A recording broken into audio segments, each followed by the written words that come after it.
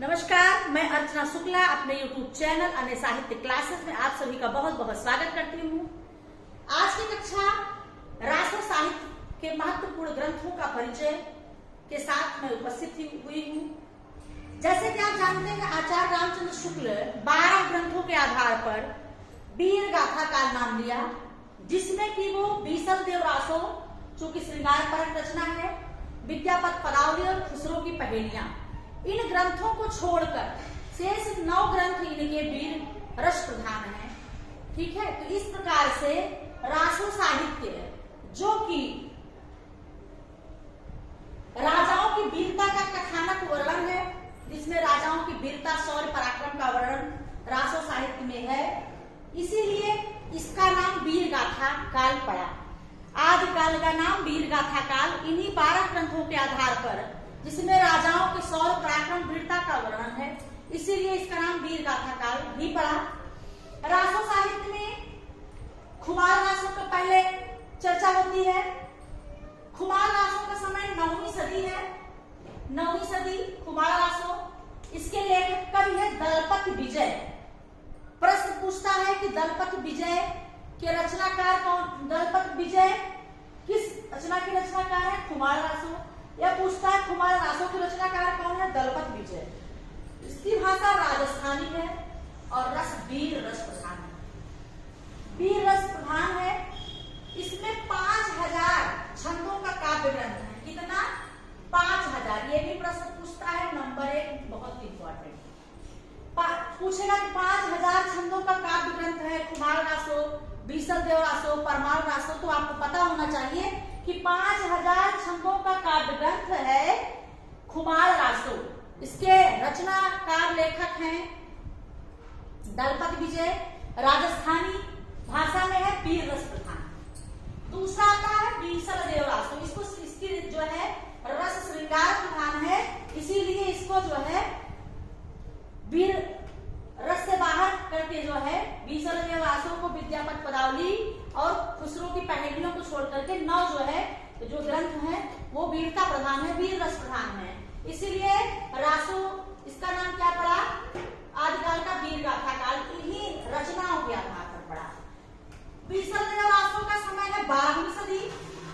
इसके लेखक है नरपत नाग। 12वीं सदी नरपत नाग इसके लेखक हैं। भाषा राजस्थानी हिंदी इसकी है। क्या है? राजस्थानी हिंदी है, रस श्रृंगार है।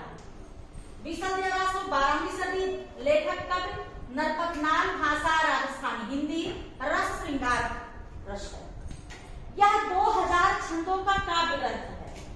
इसमें 2000 छंदों का काव्य ग्रंथ है और इसमें 4 खंड है। ये बहुत महत्वपूर्ण है। पूछता है किसमें 4 खंड है? बीसल देव, खुमार रासो, परमार रासो या 4 विद्यापत पदावली। तो आपको पता होना चाहिए 2000 छंदों का काव्य बीसल देव है, 5000 छंदों का काव्य खुमार रासो है। तो इसमें 4 खंड है बीसल देव रासो में। ये खंडों से भी प्रश्न पूछता है, यहाँ तो नहीं, लेकिन नेटवर्क में थोड़ा गंभीरता से अब टीजीटी में पूछ सकता है, क्योंकि अब एक परीक्षा पे ही जो है आपका चयन है, इंटरव्यू हट गया है। तो इस प्रकार के प्रश्न भी आपको लेकर चलना है, बहुत ही महत्वपूर्ण है।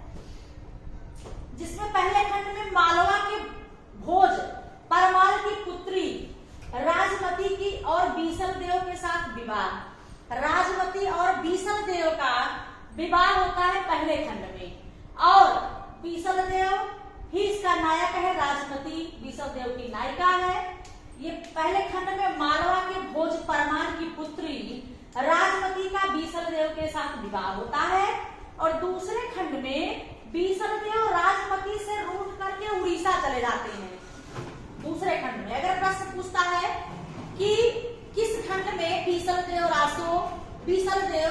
राजमती से रूठते हैं, रूठ करके उड़ीसा जाते हैं, ये ज्यादातर पूछा जाता है, ये बहुत महत्वपूर्ण है। तो ये दूसरे खंड में है। ठीक है, दूसरे खंड में बीसल देव का रूठ करके उड़ीसा चले जाना। तीसरे अध्याय में राजमती का वियोग वर्णन है। राजमती बीसल देव के वियोग में तीसरे खंड में रहती है, जिसमें कि 12 मासा का वर्णन है। चौथे खंड में परमाल अपनी पुत्री राजमती को वापस लाता है। तो ये 4 खंडों में वर्णन है। पहले में परमाल की पुत्री राजमती का भीषणदेव के साथ विवाह होता है। दूसरे खंड में भीषणदेव का रूप करके उड़ीसा चले जाना। तीसरे खंड में राजमती का वियोग वर्णन है, 12 मासा का वर्णन है, ठीक है। और चौथे में परमाल अपनी पुत्री राजमती को वापस लेकर के अपने राज्य में आता है। तो ये 4 खंड है, बहुत महत्वपूर्ण है, चारों को आपको तैयार रखना है। 2000 छंदों का वर्णन भीषणदेव रासों में है। श्रृंगार वर्ग रचना ये भी पूछा जाता है, बहुत महत्वपूर्ण है कि आपको दिया जाएगा। भीषणदेव रासों वीर रस प्रधान है, श्रृंगार रस प्रधान है, शांत रस प्रधान है, करुण रस प्रधान है। तो ये आपको श्रृंगार रस प्रधान है भीषणदेव रासों। और कुमार रासों वीर रस प्रधान है। दलपत विजय इसके रचनाकार है, वीर रस प्रधान है। 5000 छंदों का काव्य ग्रंथ है क्या? कुमार रासो। तो इस प्रकार से रासो साहित्य के 2 ग्रंथों का मैंने परिचय बहुत ही सरल और बहुत ही व्यवस्थित रूप से दिया है। इसको आप जो है अच्छे से देख लीजिए, तैयार कर लीजिए।